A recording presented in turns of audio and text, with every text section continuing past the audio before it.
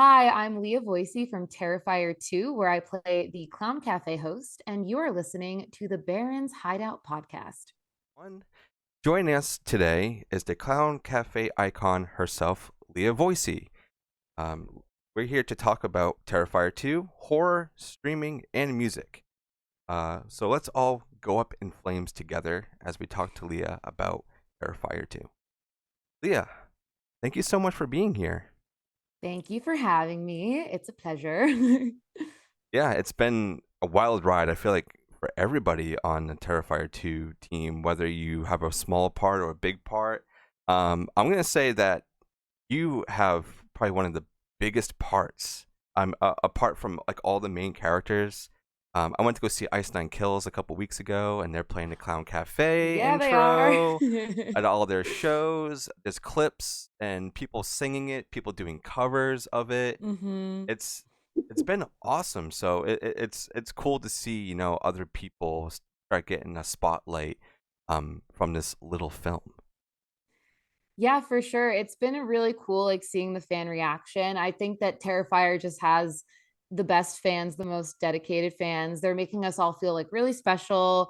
And yeah, I mean, I wouldn't say that my role is particularly big, as you said in the film, but I think it's memorable. And I think Exactly. that's why people are reacting so positively towards it, especially because of the song The Clown Cafe, which was written by John and Al Kaplan. I get that question actually all the time if I wrote the song. I'm like, no, I'm just the actor. There's some other big brains behind that. It's so catchy. Like you could hear that on the radio, and you would be like, "Wow, Yeah, this is a right. great song!" And I think they should start playing it on the radio because that would I be awesome. agree.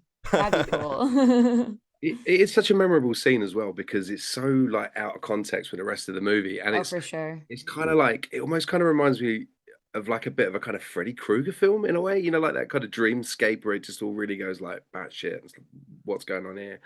And Yeah. that scene in particular, when 'cause like, after watching, I've watched the movie a few times now, and that's the scene that always comes to me straight away. Is that Clown Cafe scene? I love it. I think it's great. Well, It's thank you guys. Yeah, it's I such like a how, beautiful. It's yeah, such a for that sure. scene. And it is so different from the rest of the film because obviously it doesn't exist within the realm of reality, I guess. And just it's so bright in comparison to everything else that we're seeing. So yeah, I guess I'm a little biased because I'm in the scene, but I definitely would consider it one of my favorite ones from the film. Yeah, for sure. And it's one that everybody talks about. Even when they were doing the live tweeting and everything, I think it was last week of Terrifier hmm 2, everybody was just going nuts for that scene. And even when I saw it in the theater, I think I went like 3 or 4 times to go see this movie in the theater. And everybody loved that scene. They were all laughing and clapping. Some people were singing it, leaving the theater. I was like, yes, Yes. yes, that's what we need. We love to Um, see it. Horror is just thriving, and it's awesome to see you a part of this really big movie for a very small budget. It Yeah. it the success of Terrifier 2, not just like budget wise, but for the horror fandom and horror movies in general is amazing. Yeah, What it's been doing. it's been a great year for horror in general. I think that so many cool films came out. So the fact that we weren't sort of pushed under the surface because of that, that we were able to push through all the noise of all the other films out and really make such a huge impact this Halloween season was awesome. I mean, I never anticipated this film would be in theaters for Me three either. days, which is what it was supposed to be. And now it's been over a month and it's still in theaters. It's just absolutely wild. Yeah, and also all the love that Screambox has been giving it, which That Screambox too, they're yeah. very close with us on this podcast. Oh, And nice. we were actually able to see Terrifier 2 early because of Screambox, so we love them for that. Nice. And Especially over here in the UK because we didn't get it. I think, in fact, I still don't think we've got it. I think we can rent it or buy it on Prime. I think Maybe you can there's a get a physical now. I'm pretty sure there's actually physicals you can buy. you're right. There is a physical release now, actually. Yeah, but we had to wait. We had to wait. You guys got it way before us over here. That's always the way. You guys always get the cool shit hmm before us. Always. USA is good for some things. We'll just leave it It's at A few that. things. There's Um, such a huge Terrifier fan base over here in the UK. Even before people got to see anything to do with the second film, people were in love with art already. You know, people going to conventions, horror cons, dressed in cosplay as art. Yeah. You know, so he is definitely, you know, cemented his place in as a horror icon for Oh, sure. absolutely. Yeah, I feel like we're going to be seeing the imagery of Terrifier 2 for a Oh yeah. long time. Hmm. can't wait for T3. Oh, me too. Oh, Me too. So one thing I always like to do with our guests is I like to kind of go back to the beginning. I know you kind of have your hand in a lot of stuff, Leah. You do streaming. You also have a little production company. I'm sure it's Hmm. Late Bloomer Pictures. Yep. And obviously you sing and lots of other things. So I wanted to kind of take it back to where it all began. Was it when you were a child? Did you discover your love for music, or was it for film?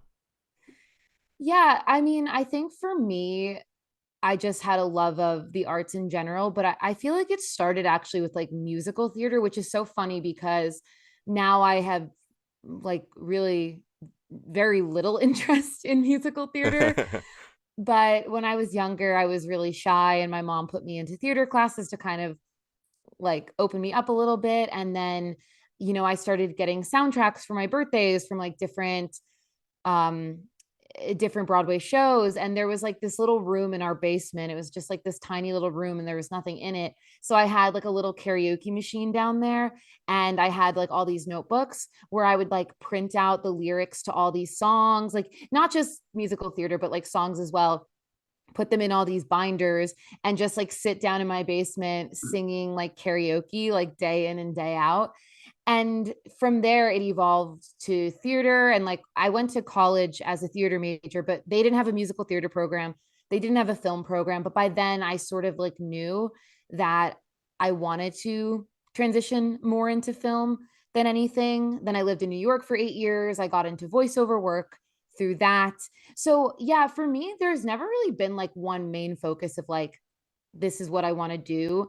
I just consider myself like an all around creative person. And I just sort of am doing whatever feels good in the moment of like whatever is like interesting me the most. Wow, that's a lot, and that's another thing that Dean and I have been kind of realizing too. Is like everybody who's in film that we've talked to, like in horror or even like this artists, they're all putting their hands in so many different outlets in art, and then they kind of like always go towards film. Like sometimes they'll Hmm. start like doing drawings, and it's like, you know what? Now I want to do animation for or Yeah. stuff like that. Or like I was a dancer, but now like I want to do stuff on screen. So it's always funny to see everybody's paths kind of reaching the same point. Yeah. Um, and it's cool, and I like seeing everybody thriving in the things that they love, and seeing Hmm. you in this film, and you actually play a double role, which is really really cool. You don't really see that Oh a yeah, lot. that was so fun. You don't really see that in a lot of films, like people doing double roles, especially nowadays. That's like more something that you would have seen in maybe like late 70s to like the early 90s. Yeah. Now everybody's like, I play one role and that's it, nothing else. And I'm curious too, like what the reasoning behind that was. Like, I'm not sure if for Damien it was just sort of like an Easter egg to leave for fans to find, or if there's like mm. a deeper meaning to it. I know that like that's a question I've gotten a few times, but I don't know the answer. So I'm just as curious as other people. Is like, what was Yeah. I doing in two roles in that film? I'm curious to find out. Well, I know, like from talking to Damien, this movie, like he was saying, he wanted to answer some questions, but he also Hmm. wanted a lot more to pop up. So I would imagine that we may not be seeing the end of Clown Cafe. Might be a different version of it, or coming back as something. We don't really know I hope so. exactly That'd be what fun. happened to you. We just hear you kind of screaming at the end of the movie, and Yeah. that's kind of it. So who knows? Maybe it could be the latter. It could be both things. Like it's two realities morphing into one. Hmm. That's why I think this movie is so brilliant, because there's so much there, so much to for you to think about and have to Oh, go for back and watch sure. the movie again. You know, Yeah, it brilliant. definitely left a lot of questions for the audience, which I think is sort of like the best thing that a film can do. Because it also definitely satisfied the gore fans, the slasher fans. Like, we got all of that, but in addition to that, we got this like cast of characters that we're like really rooting for and we like, and we got all these unanswered questions leading us up to whatever Terrifier 3 is going to be, which Yeah. is so exciting. Yeah, very, very excited for it. Dean, I'll let you throw a couple of questions. I know you have a over there. Yeah, man. Yeah, yeah. So how did you get involved with Terrifier 2? How did that all come around? And had you already seen the first movie before you auditioned? Like, was you kind of, did you know about art and had you, yeah. I knew about the film because I was friendly with the guys from Fuzz on the Lens who worked on Terrifier. So that's Jason Levy, Michael Levy, Steve Del Sala. I'd worked with them on film projects before. So Okay. I remember when we were working on something, they had mentioned that soon they were getting ready to get into casting for Terrifier 2. And they told us about Terrifier 1, but that's kind of all I knew about it, was them kind of explaining it to me. Yeah. But then I saw the casting notice and for Terrifier 2. So I submitted for that. And I think I texted them and I said, like, hey, just submitted. don't miss me. But I was brought in for Allie and Brooke initially. Oh wow, Right. that would have been Yeah. crazy. You doing that scene as Allie? You know what? More power to them.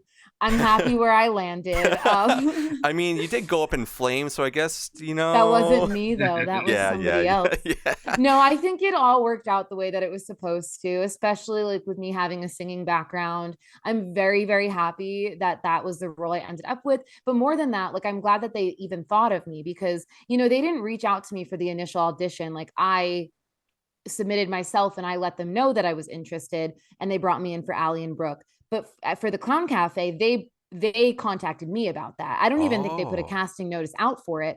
They just knew that Jason knew that I sang. And so he thought like this role might be good for you. Let's do a video and see. And I guess Damien approved it. So that's how I ended up getting that role. Oh, that's awesome.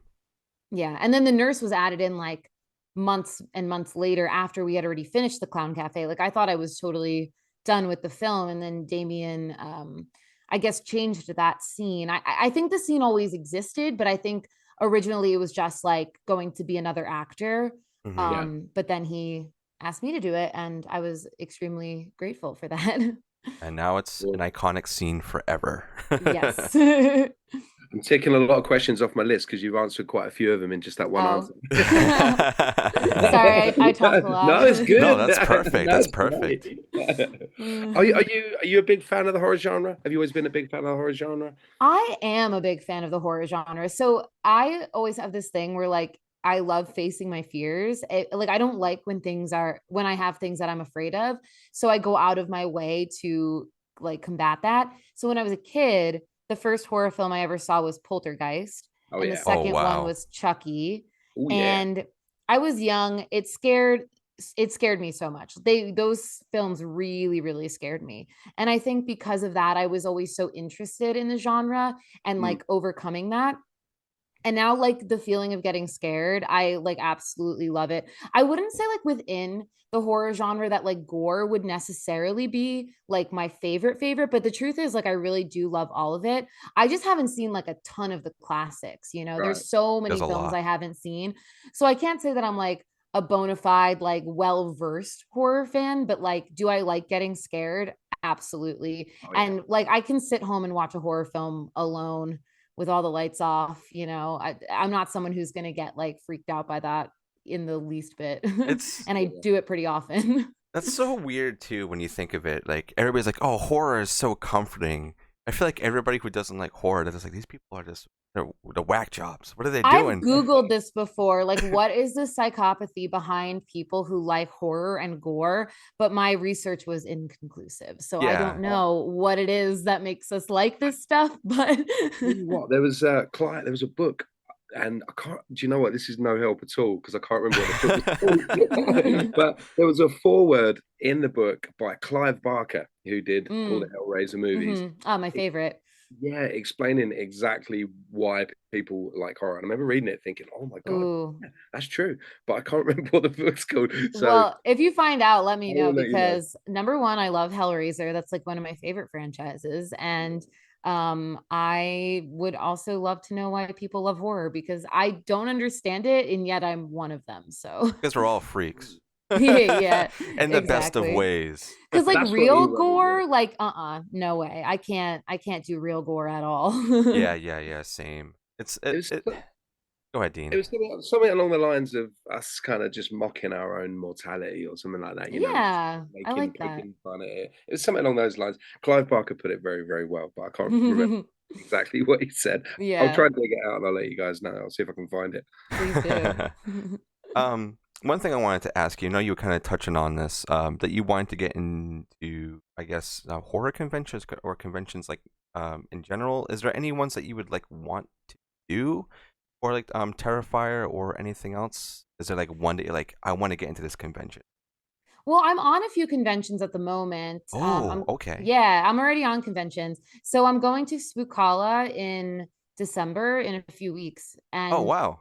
yeah, and then I'm going to CreepyCon in California in February, and I have another one in August. I don't really know cons that well, but I have had people like mention them to me and say that they're interested in having me, or they would love to have me. Like fans will reach out and say like, oh, are you going to this con, are you going to that con? So one I've seen a lot is like Texas Frightmare is one people ask me about a Yeah. lot. Mhm.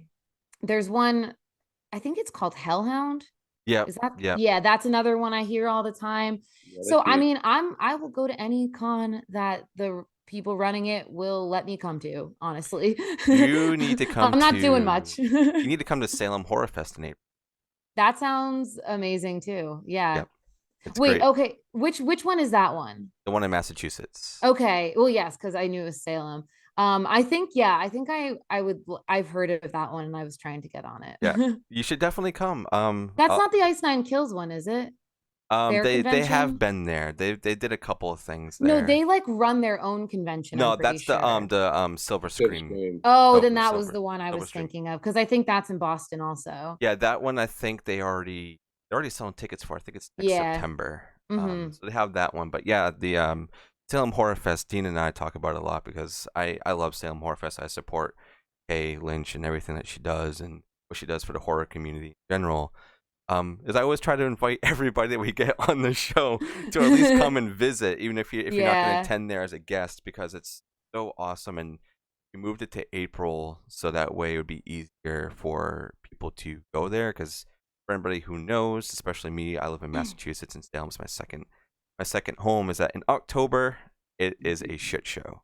I'm 'Cause sure for Salem, yeah. yeah, so it's gonna be in April, and she's renting out a giant hall for vendors. Is the biggest it's ever gonna be. Dean's Oh, gonna be there cool. vending. Nice.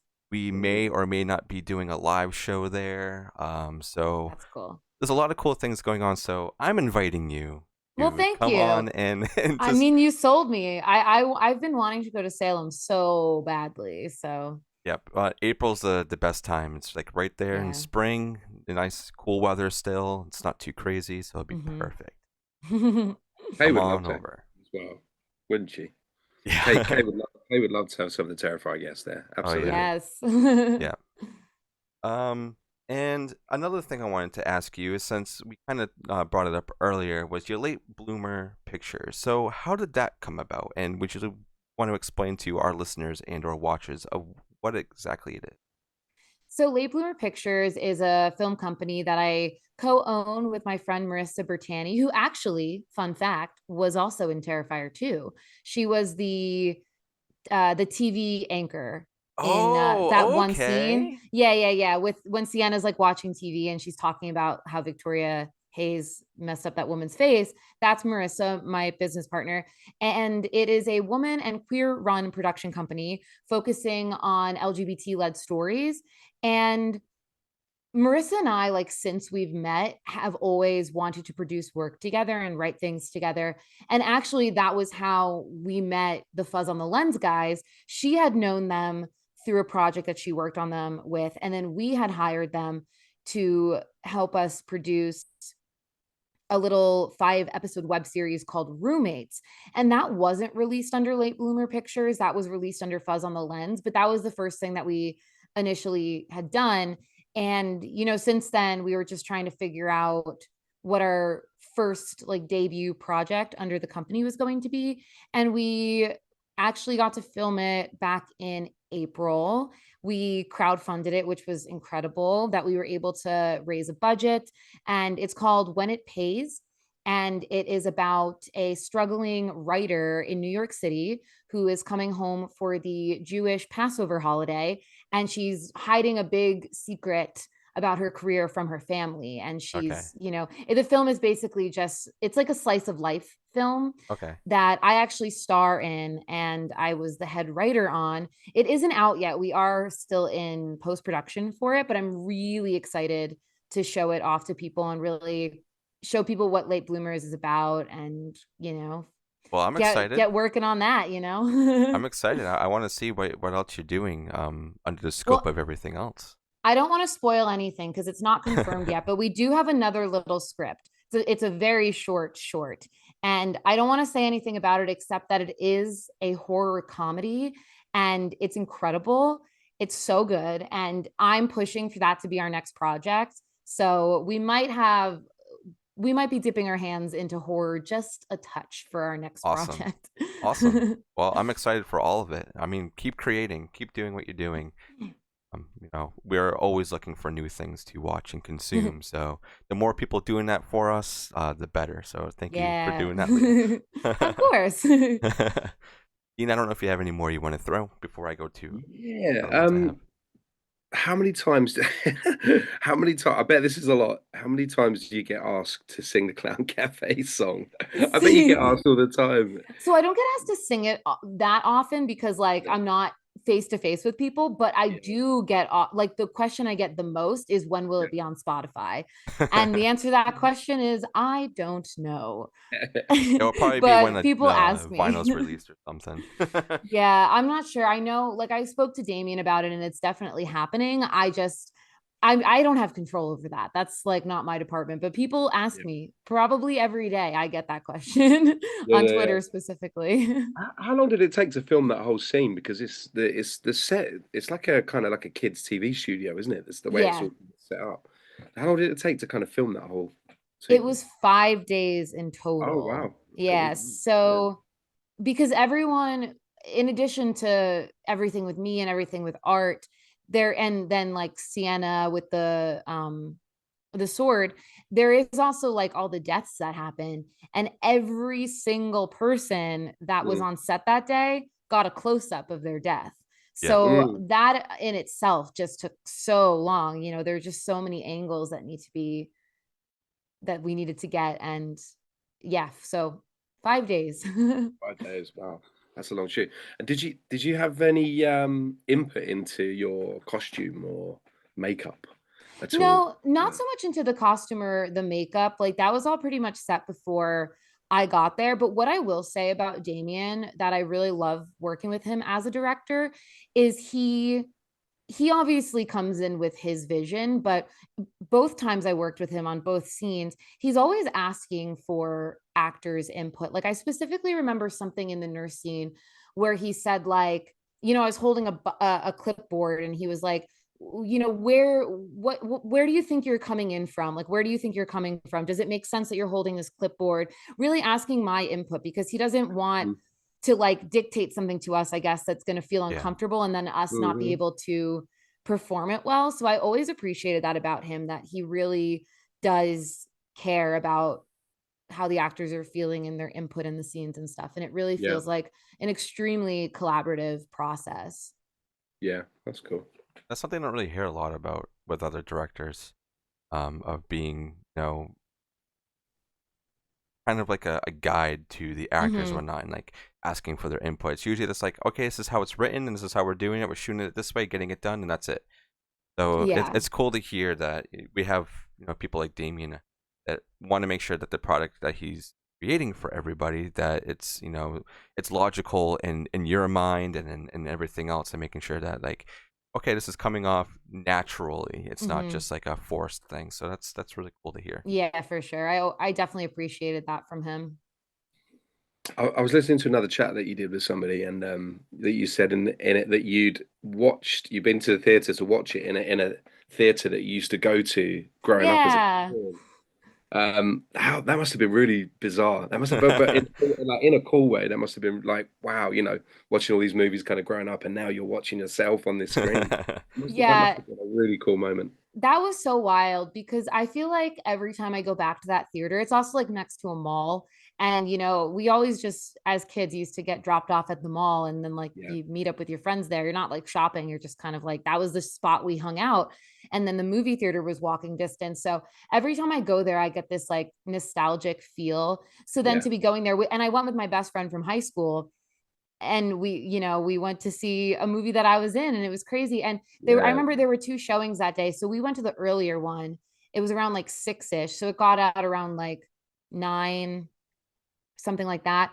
And the theater was like, when we got out of the theater, like the actual place was like packed with people. And Oh you could wow. just tell from like what people were wearing, like you could tell what film that they were Oh there yeah. for. So Yeah, like, yeah, like I knew that late showing was going to get like so many people in. So that was really cool too, to like leave the theater and then come out and then like see all these people that are about to go like watch something that like you helped make. It yeah. was all really cool. Yeah, That's I would so imagine cool. that's a really cool experience. Hmm.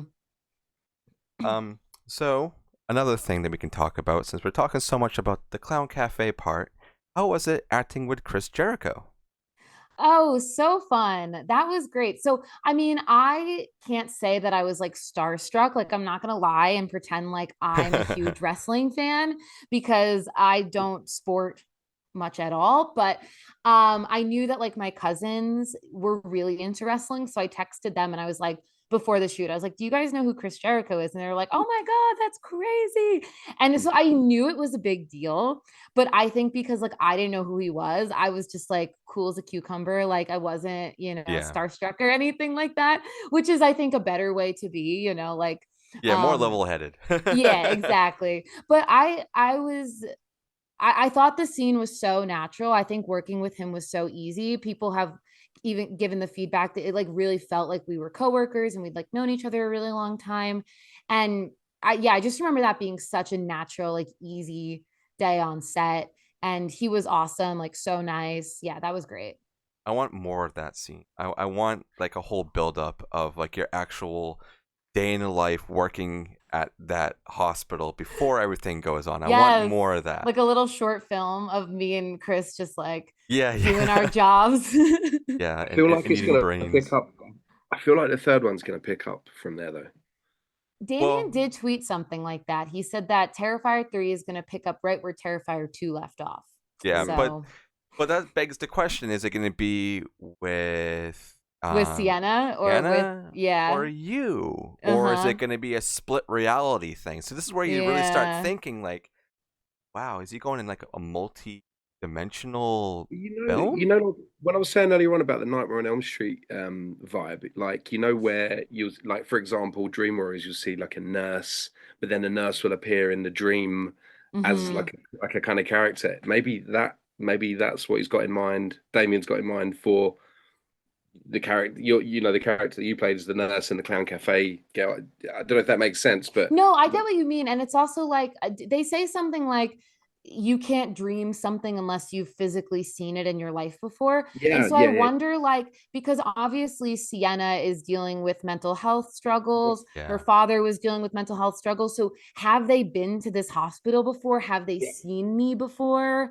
I think that these are all like possibilities. yeah, yeah, yeah, yeah, There's yeah. also a lot of things that I've this is like probably the craziest theory that I've heard is that everybody thinks Art is Sienna's dad. I don't know if I you've seen have that. heard that.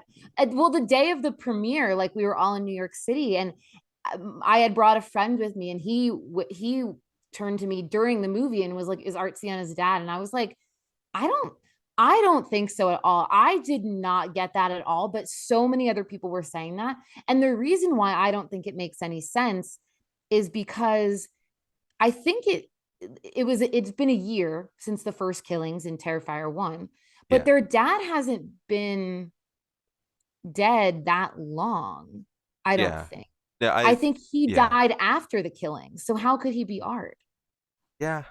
Crazy. And also with the I don't notebook know. and everything, with the drawings. Yeah. It's yeah, it is crazy to think. it's a cool theory to really think about.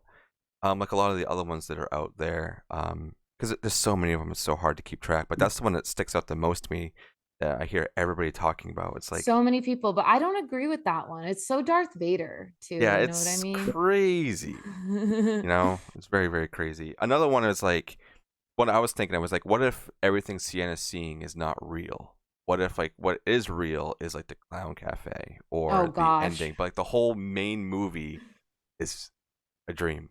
Is all a dream. Well, I That'd was be thinking that the interesting. clown cafe is definitely, it's got to be hell in some respect.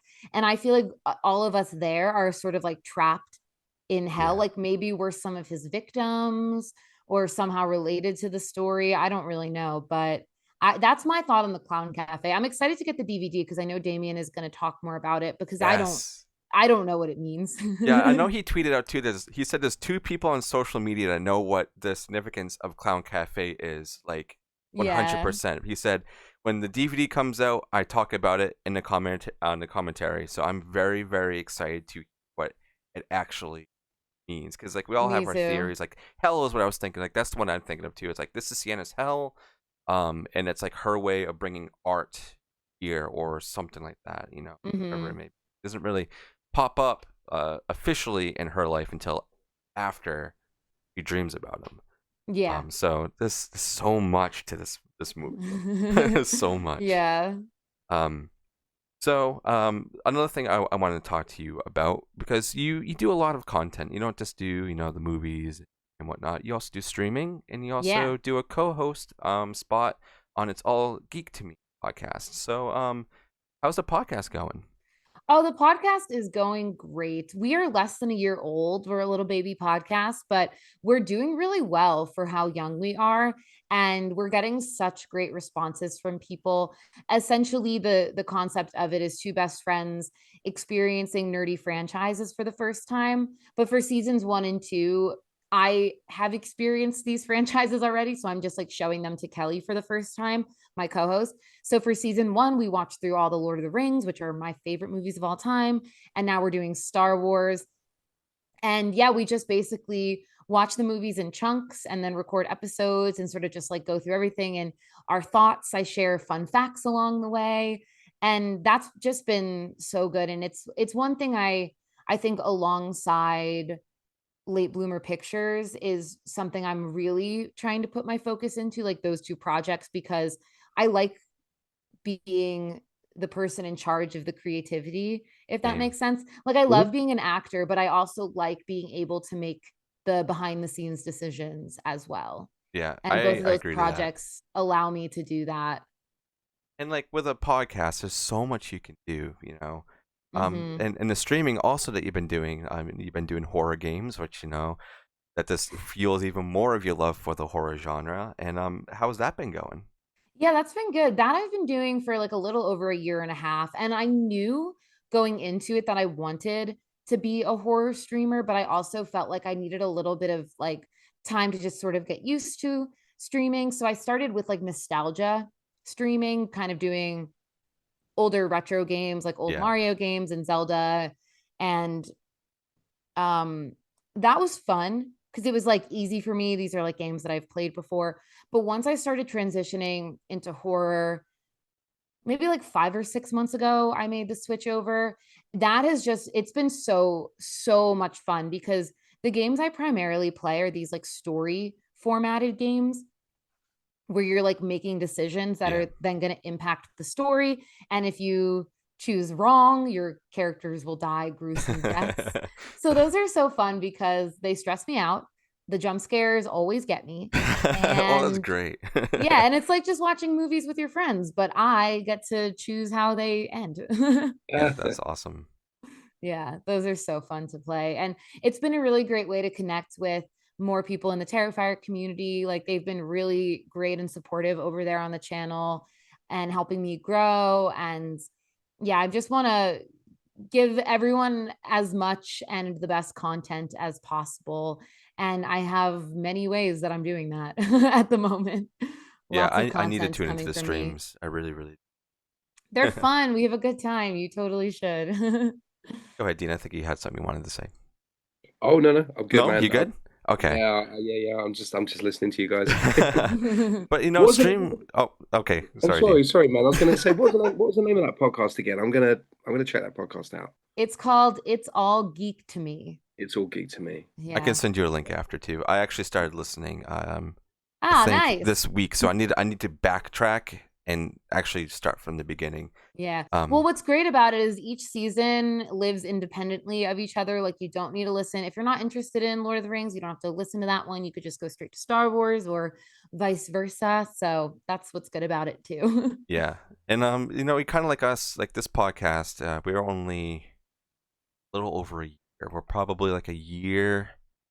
I want to say 7 months, so we're pretty new too, and just seeing how fast you can grow as a podcast, and I know especially Terrifier's definitely been helping you out on all aspects and everything, and that's why 100%. I'm excited to really jump into your streams, see how the horror community is treating you, because horror community is great, and that's Oh, one yeah. thing everybody always talks about, is like how great the community is with conventions and also on social media and supporting other people's content and whatnot. So I'm very, very excited to see how everybody is interacting over there and even make new friends. That's what I Yeah. love doing this show, is we make friends like you. Now you're part of the Yeah. family and whatnot. And No, then I love going that on too. streaming. I love how many people I've had the opportunity to meet and talk with, and yeah, especially over on the stream. Like, everyone is so nice and supportive, and they're just constantly saying, like, so many people are saying how happy they are that they're like a part of the community now. And like, I'm just happy that I'm through Terrifier and through the horror community, that I'm able to just carve out like my little corner of the internet with these like just awesome people. And I'm having like just a ton of fun these past few months, just making content and connecting with people. And I can't wait for the conventions to just like chat with people more. Oh yeah, keep grinding. Keep Yeah. grinding. That's Never what stop. life's all about now, is grinding. Oh yeah, we've got some great conventions over here in the UK as well. So it'd be good to see you this side of the pond. That would be amazing. I would Dean will love be that. vending them. Oh For yeah, sure. I pretty much work at all of them. But there's two really really good horror ones specifically. There's one in Sheffield. There's one in Manchester, which was just last October. But I think they're looking at Dean's getting box. Oh yeah, So and all of it's that's empty. his hot sauce Oh, box. fun. That needs filling up, man. It needs filling up. Oh. Yeah, there's one. I'll send you some over. There's one in particular called For the Love of Horror. That was the one that Damien, David, and Samantha were at recently. And I Yeah. think they're looking at getting some more Terrified guests over again next year. If I could come out there, I 100% would. I haven't been to England in a long time, and I'd like to go back. Do it. So you have visited before? I actually studied abroad in London. So I was there for like 6 months. It was like the first time I ever like lived on my own, like outside of a Oh, dorm yeah. in my like own apartment. In So London too. Wow. What part of yeah. London? Where? I was at the University of Westminster, and I Okay, was yeah. living in West London, like just outside of Notting Hill.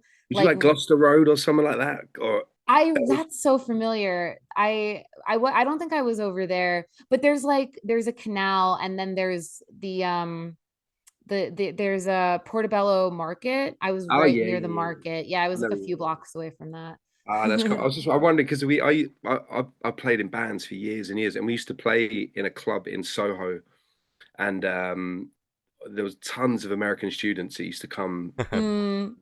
check the band. We didn't go on till like midnight, and the majority of them were all kind of staying that part of London, or like Gloucester Road, Earls Court, all around that kind of area as well. So yeah, I Oh, just that's wondered if fun. you'd ever passed through. I But probably have, honestly. I don't remember like yeah. every single place that I've been to there, but I know I spent a lot of time in Camden Oh specifically. yeah, that's Yeah. my spiritual home, Camden. Yeah, I that's where I love grew that. up. I Dean tells me love about it. Camden all the time. Oh, That's it's where so good. yeah, It's that's so where I good. grew up, Camden. Yeah. I'm making my way over to the UK very soon. I don't travel like at all, especially with having Mm. a 4-year-old who's going to be 5 in February, Oh, and a partner and everything. And our life has just been so crazy. And this podcast has been taking up a lot of time, but it's good time, and I love doing this yeah. show. And having you on, Leah, it's been awesome. We took a little bit of a break, so your episode's going to be the first one to come out after about a week and a half break. Oh, So nice. I can't wait for everybody to listen to this, and hear more about the things that you're doing outside of Terrifier, and carving out some time out of your other schedules to come over here and talk to Dean and I. This has been great. Well, I appreciate you guys having me. It's always fun. I like talking about myself. Clip that. And I'm very humble as well, extremely humble. Yeah. Dean, I don't know if you have any questions that you want to throw last or whatnot. No, man, I'm good. I'm good. My list is all ticked off. Yeah. Leah. I've just been listening to everything that you've been up to, and I'm definitely going to go and check that podcast out. Oh yeah. It's fun. It's fun. But Leah, would you sing a little bit of Clown Cafe for us? Oh, putting me on the spot. Okay, I could do a little bit. All right. I wish I had my guitar with me. Drop on by the Clown Cafe, your favorite meals on wheels. The menu is disgusting and it's full of special deals. Nothing here is good for you, so grab yourselves a tray, 'cause food's a little funny at the Clown Cafe. All right. Oh, yes. Yes. Oh, so fun. Yes. All right, we're gonna send you to our record, and they're gonna sign you, and you're just gonna produce that one song in multiple versions and make millions of dollars. Okay. Amazing. We'll do it in every genre. Genre, same song. We'll do it in polka next. Polka's the next one. Amazing. The Slipknot version. Yeah. Yes. Yeah. This has been great, Leah. Thank you for carving out the time and spending it with us. And I'm sure we'll be chatting again soon and talking about some other projects. Definitely checking out everything at Late Bloomers. I really respect that out. Catch up on your podcast. And this is everything else everybody listening and watching needs to do. And go into streaming and watch everything else that you're going to be doing. We'll be keeping track of your roadmap, essentially, of everything coming out. So. And maybe I'll get to see you in Salem in April. Yes. Try to make that happen. For sure. I'll be there, even if it's not the fest. I'll be there throughout the year. So, been great. Dean, now as always, thank you for being well and taking the time, because I know you are 5 hours ahead of us. So it's always it's a lot, I know, for you, and it's great. It's worth it, man. It's worth it, man. I love being here. So Leah, thank you so much for being here, and we will let you off the hook now, let you go and prepare for anything else you got going on this week. This was Barrens Hideout Podcast. I was Leah Voicey, Dean of the Dead. Catch everybody next time. Have a good one.